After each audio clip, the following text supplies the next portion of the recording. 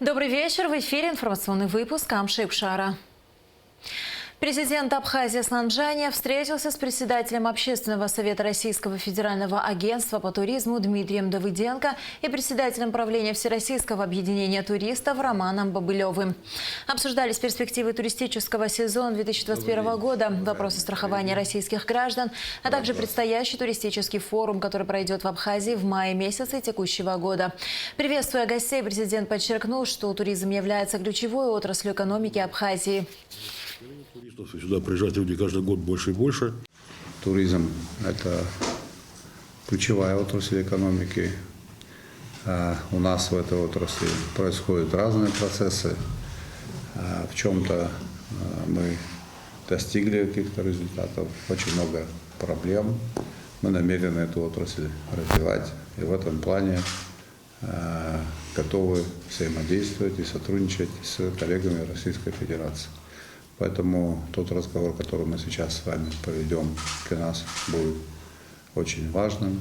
Мы в этом заинтересованы и готовы любые инициативы, связанные с развитием отрасли, с взаимодействием в этой отрасли, с расширением интенсивности обмена туристического, обсуждать и действовать в этом ключе. Абхазия традиционно является любимым местом отдыха многих российских туристов, и они хотят сюда приезжать и получать от отдыха удовольствие, и уезжать как бы с хорошим настроением.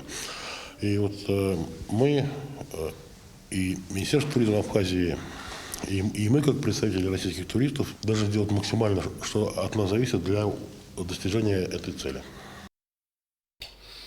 Вице-президент Бадыр Агунба принял специального представителя Европейского союза по вопросам Южного Кавказа Тойво Клаара, сообщает пресс-служба главы государства. Во встрече участвовал министр иностранных дел Республики Дауркове. В ходе встречи обсуждались итоги прошедшего раунда женевских дискуссий, а также повестка предстоящей встречи. Вице-президент Бадыр Агунба отметил, что для абхазской стороны самым важным вопросом остается необходимость подписания мирного соглашения с Грузией, что может служить гарантией невозобновления военных действий. За прошедшие сутки тестирования на коронавирусную инфекцию проведено у 203 человек. Диагноз COVID-19 подтвержден 24 из них. В Гудаутской ЦРБ находится на лечении 39 человек, в тяжелом состоянии 10 пациентов. В Сухумской инфекционной больнице 34 пациента с подтвержденным диагнозом COVID-19. В Очимчирской ЦРБ 11, в Гагарской 9, в Кварчалской ЦРБ пациентов нет. Координационный штаб по защите населения от коронавируса рекомендовал президенту Абхазии продлить действующие ограничительные меры до начала вакцинации. Заседание штаба прошло под председательством временно исполняющего обязанности премьер-министра Владимира Делба. Участники встречи обсудили текущую эпидемиологическую ситуацию в стране, а также вопросы подготовки системы здравоохранения к вакцинации населения от COVID-19. Смотрите репортаж Эсмы Гуланзе. За последние 10 дней в республике наблюдается некатегоричный, но устойчивый рост заболеваемости COVID-19, сообщил министр здравоохранения Томас Сахнаки на заседании Координационного штаба по защите населения от коронавируса. Кроме того, по его словам, количество средних и тяжелых больных, поступающих в стационары, увеличивается. Наверное, люди расслабились и подумали о том, что коронавируса больше не будет. Но, к сожалению, это не так. И мы об этом говорили на прошлом заседании, призывали наших граждан, а также ответственных лиц, руководителей учреждений и так далее, различных сфер деятельности, в строгом соответствии с данным распоряжением соблюдать все меры ограничительного характера, тем более до того, пока мы не завершим кампанию по вакцинации от COVID-19. Тогда у нас уже были бы совершенно другие условия, и мы могли бы закрепить достигнутый нами всеми эффект.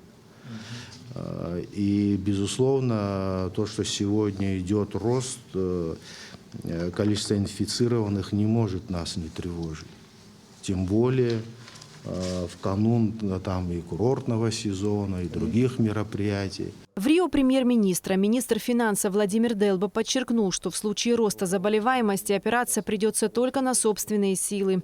Ведь, как известно, российский мобильный госпиталь уже завершил работу в республике. Это обратно поиск, обратно вовлечение человеческих ресурсов, обратно повышенная нагрузка на систему здравоохранения.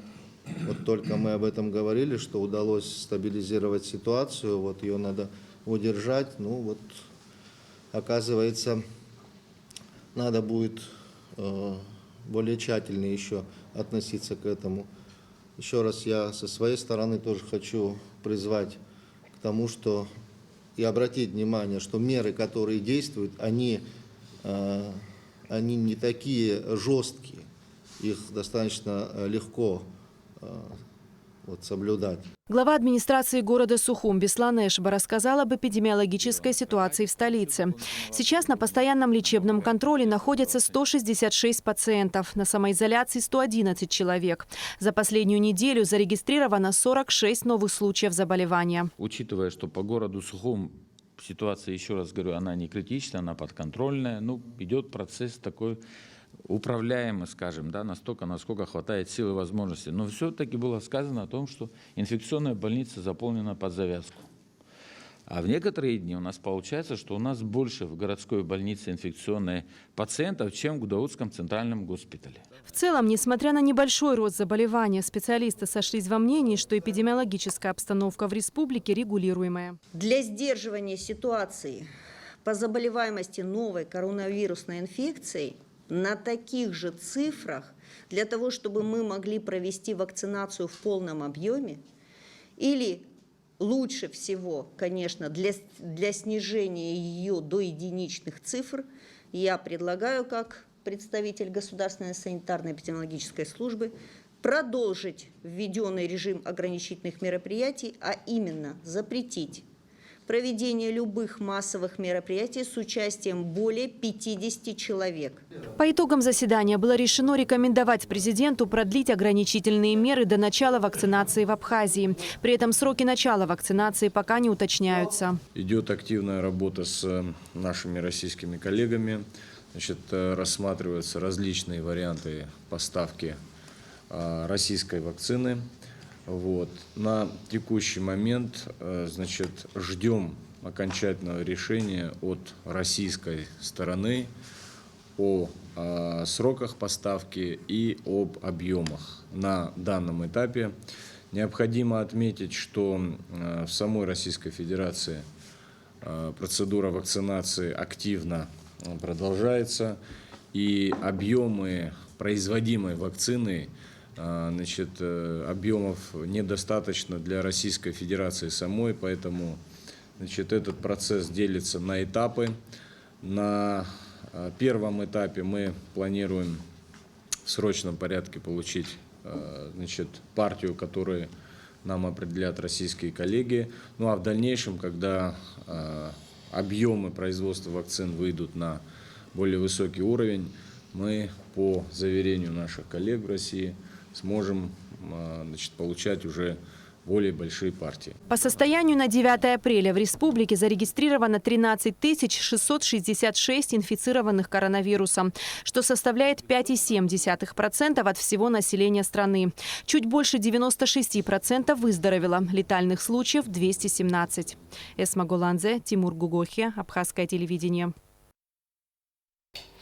11 апреля в республике пройдут выборы в органы местного самоуправления. Министр здравоохранения Тамас Сахнаки обратился к гражданам с призывом соблюдать необходимые меры безопасности, носить маски и соблюдать социальную дистанцию. Сегодня на заседании координационного штаба было отмечено, что за последние практически 10-12 суток в республике Абхазия отмечается хоть и незначительный, но все-таки рост числа инфицированных, вновь выявленных коронавирусной инфекцией. Мы видим также, что количество пациентов увеличивается в наших стационарах, которые оказывают помощь больным с ковидом, и обращаемость наших пациентов инфицированных увеличилась последние 10 дней.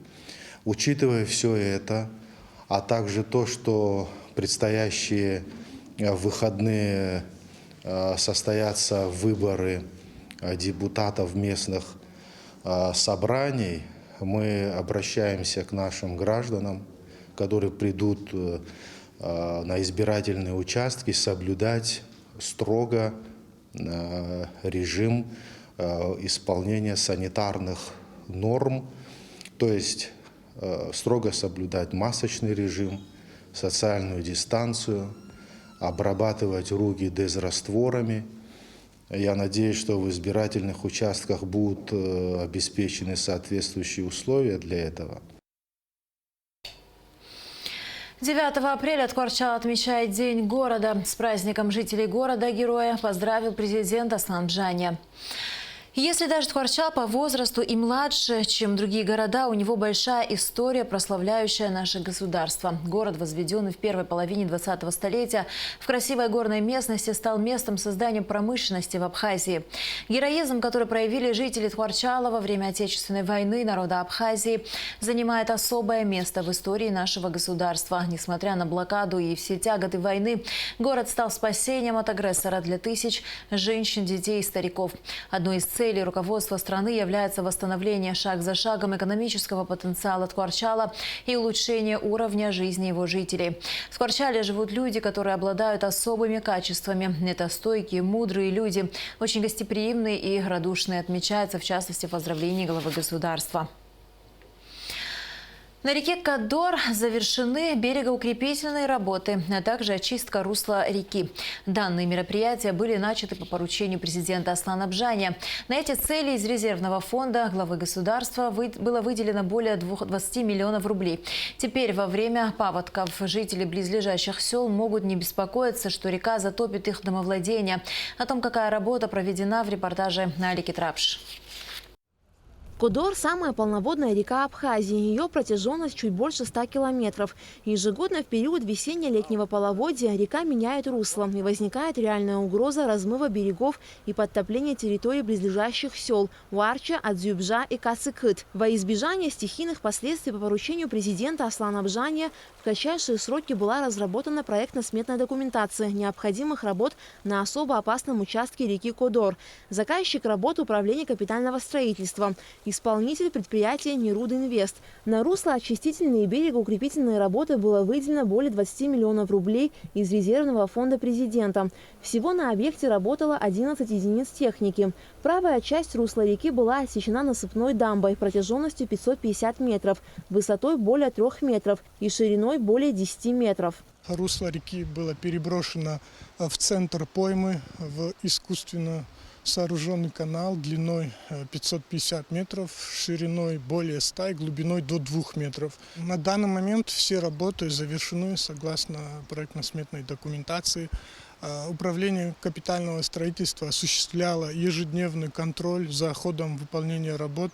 Никаких отклонений нет. Поставленная задача была решена на 100%. Теперь расчистка и изменение русла Кодора позволит увеличить пропускную способность реки во время таяния снега в горах, защитит берег реки от размыва и подтопления прибрежных территорий. Местные жители вспоминают, что еще в советское время здесь на регулярной основе проводились берегоукрепительные работы.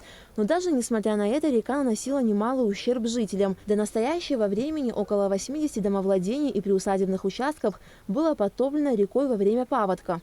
Вот прямо правая сторона Кодора, там был село, называли вот этот уголок, там было около 40 хозяйств, Аджбина называли.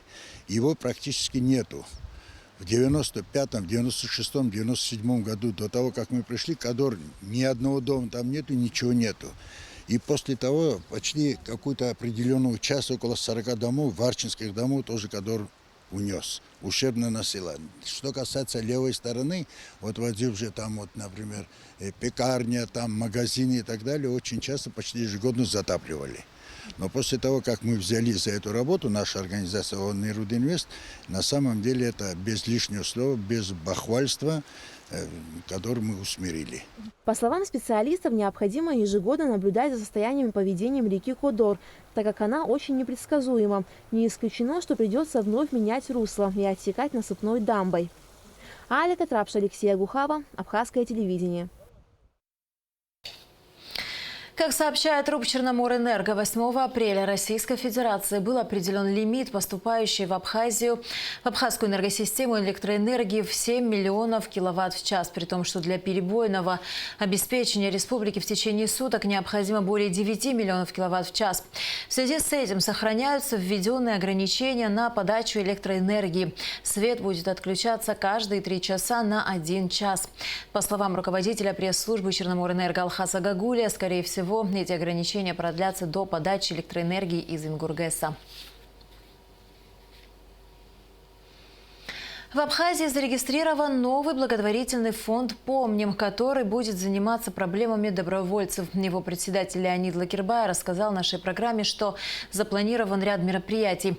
Это в первую очередь увековечение памяти добровольцев, отдавших свои жизни за свободу Абхазии, помощь нуждающимся ветеранам, патриотическое воспитание молодежи на примере добровольцев и многое другое.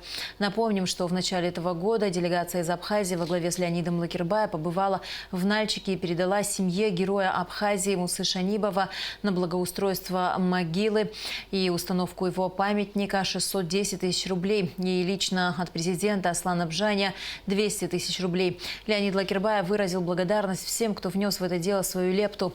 На сегодняшний день все основные работы завершены, постамент готов. Памятник на могиле выдающегося сына Кавказа Мусы Шанибова в Нальчике будет установлен 20 апреля, в день его смерти. Это моя личная боль, я говорю это честно, потому что у меня складывается впечатление, что мы, то поколение, которое знали этих добровольцев, и многие из них знаем сегодня, мы считаем, что все это закономерно, мы им благодарны и так далее, но за эти годы выросло другое поколение, которое во многом этого не знает. И вот одной из задач фонда является патриотическое воспитание нашей молодежи как раз на примере добровольцев. Там много можно приводить примеров, но я вот 2 все-таки не могу не привести. Первое, то, что многие ребята, добровольцы, приезжали просто так. То есть они, допустим, я не знаю, косой косили траву, да. И в это время подъезжает автобус, говорит, мы едем воевать в Абхазию. Человек в чем был, в том садился, приезжал сюда, уже отсюда оповещал семью. И это было сплошь и рядом. И второе, вот Валерий Берхамов, я никак не могу это не сказать, 15-летний пацан, который сюда приехал, одним из первых перешел Гумисту в мартовском наступлении, несколько диверсионных вылазок предпринял, но, к сожалению, 18 марта умер. И мы должны это знать, мы должны это помнить. Хотим в этом фонде собрать буквально всю информацию по добровольцам, по тем, которые есть сегодня, по тем датам, которые нужно отметить. Вот 22 апреля будет день рождения Султана Сосналиева. Не круглая дата, но есть его бюст, да, в Аллее Славы. Мы считаем, что наши люди, которые помнят о нем, должны помнить, должны прийти и возложить цветы к его бюсту. Мы хотим посмотреть, в каком состоянии находятся могилы добровольцев здесь у нас и там. Потому что мы там очень многим помогли и помогаем сейчас тоже с установкой вот памятных плит. Мы хотим взять информацию о том, сколько у нас улиц, площадей в нашем городе названы именами добровольцев. Я считаю, такие имена, как Шанибов, Сосналиев, Налоев, они достойны того, чтобы украшать наши улицы и наши площади в обязательном порядке. Мы хотим собрать единую информацию по всем видеоматериалам и аудиоматериалам, которые есть у нас, по фотографиям, которые есть у нас, все это издавать, чтобы все это было достоянием наших граждан, особенно нашей молодежи, в наших планах проведения научных конференций, потому что феномена добровольческого движения в Абхазию никто не изучил.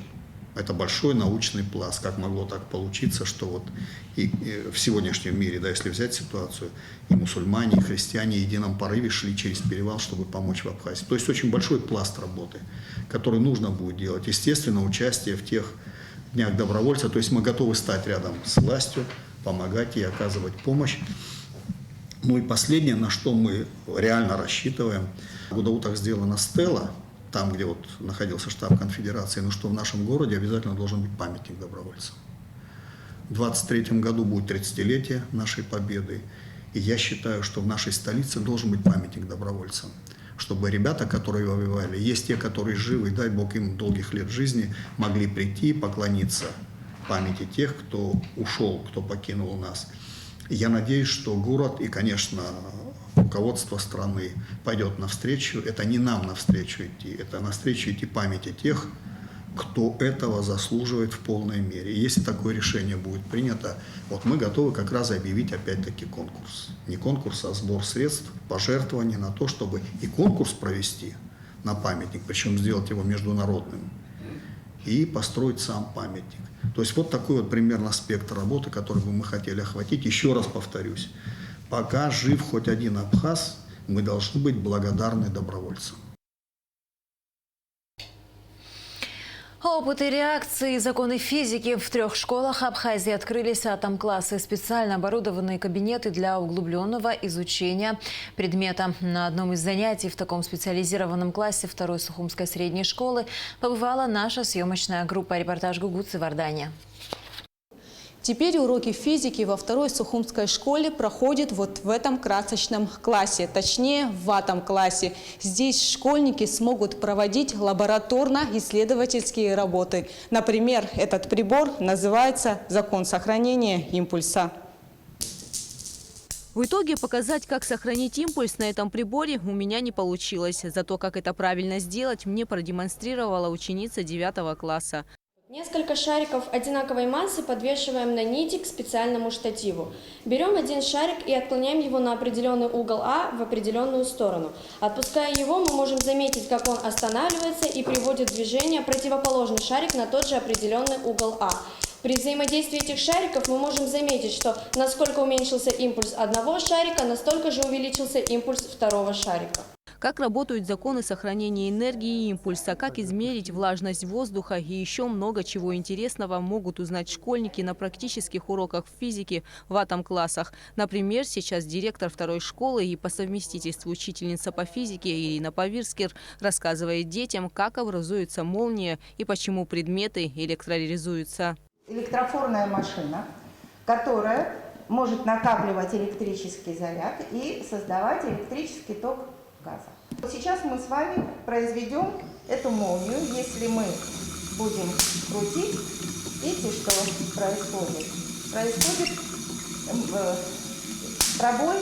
Дети с большим интересом наблюдают за происходящим, ведь так наглядно уроки физики проходят для них впервые. В этом атом-классе идет уже 15-е занятие. Интересно на все это смотреть, разные опыты проводить. Это все очень интересно для нас. Очень приятно слушать и при этом получать еще и знания. Интересно очень. Все красиво сделано, интересно. Будешь на физику ходить? Наверное. В рамках общеобразовательного проекта «Школа Росатома», реализованного госкорпорацией «Росатом», учителя 3 абхазских школ посетили семинары повышения квалификации в Тверской области России. На занятиях им рассказали о том, как правильно работать в атом-классах на международном уровне. Семинар был очень насыщенный. Во-первых, у нас была встреча в Удомельском городском округе, в администрации. Приветствовал нас мэр Рихтер Рэм Аркадьевич со своими заместителями и руководитель управления образования города Удомля. Рассказали они, как вот этот проект «Школа Росатома» помогает развитию образования и самому образовательному процессу во всех школах этого города. 4 марта 2021 года в средней школе номер 2 был открыт атом-класс. Это в рамках проекта «Школа Росатома», которая реализует образовательные программы, спонсирует все это проведение госкорпорация «Росэнергоатом». На открытии присутствовал первый заместитель генерального директора госкорпорации «Росэнергоатом» Ткибучава Чумбери. Кроме того, учителя посетили Удомельскую гимназию, побывали в городских школах на уроках физики, где им продемонстрировали возможности использования цифровых лабораторий. Участие в данном семинаре для нас было крайне важным. В ходе работы у делегатов была возможность наблюдать непосредственно за работой атом-класса изнутри и перенять опыт коллег. Всего в Абхазии 3 атом-класса, 1 в Сухуми и 2 в Пицунде.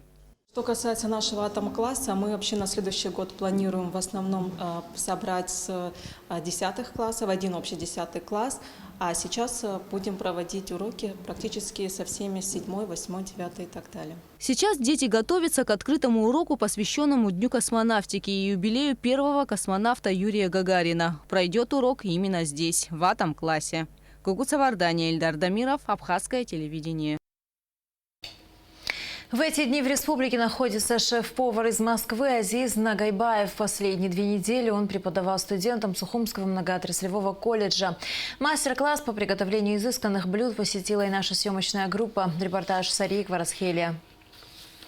В многоотраслевом колледже настоящий кулинарный праздник. Мастер-класс по приготовлению разных блюд. В меню ризотто с грибами и брокколи. Один из самых популярных рецептов итальянской кухни. Что нужно для приготовления этого уникального блюда, нам рассказал студент 2-го курса Карен Макартычан. Для начала сварили рис, потом сделали полуфабрикаты, обжарили грибы, добавили лосось, соль, перец, обжарили слегка 135 грамм. Ризотто добавили полуфабрикат. Потом, да, это готово. А по времени сколько занимает? Если есть полуфабрикаты, минут 7, наверное, может чуть больше и все. Чтобы процесс приготовления сделать еще интереснее, шеф-повар Азиз Нагайбаев разделил учащихся на 2 группы. В каждой по 5-6 человек. В итоге шеф-повар отметил ризотто с грибами первой группы.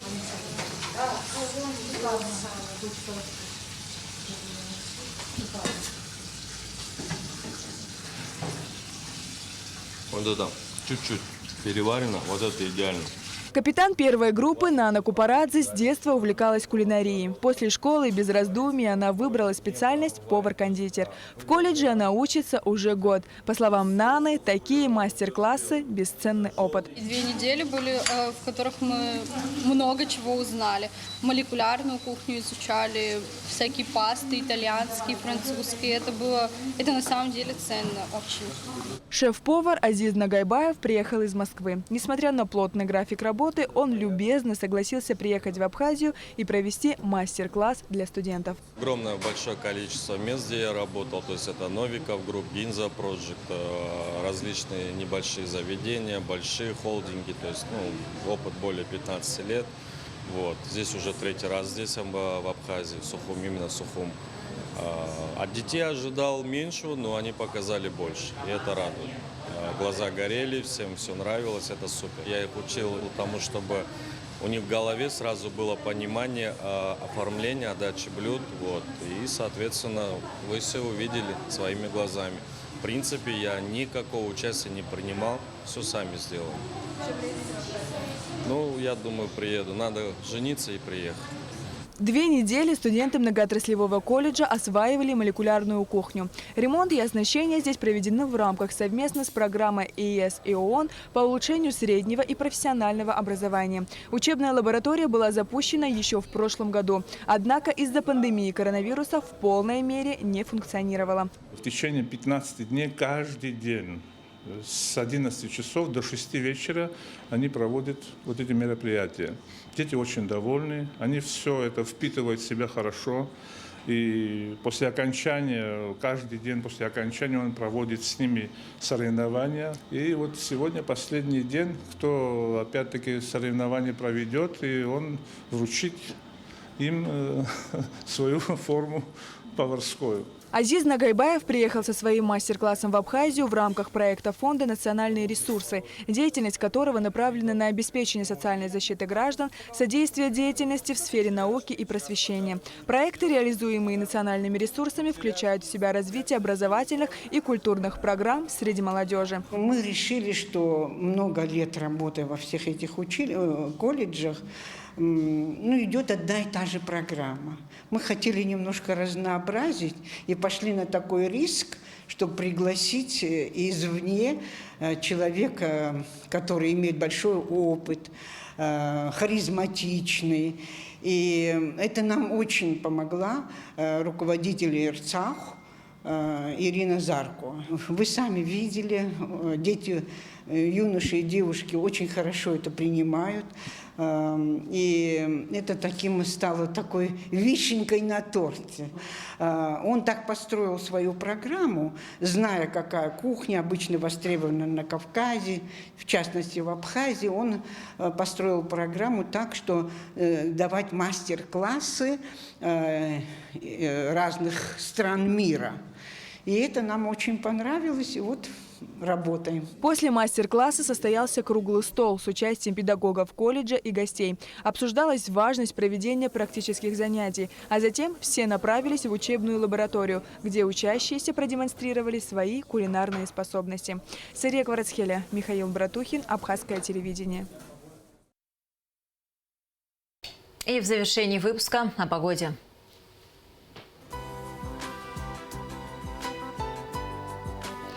По сообщению Гидрометцентра, в выходные дни в Абхазии ожидается облачная погода с прояснениями, временами дождь, возможно гроза.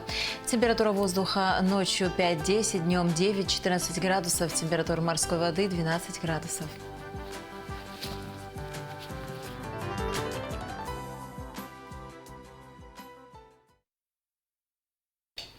На этом наш выпуск подошел к концу. До скорых встреч в эфире.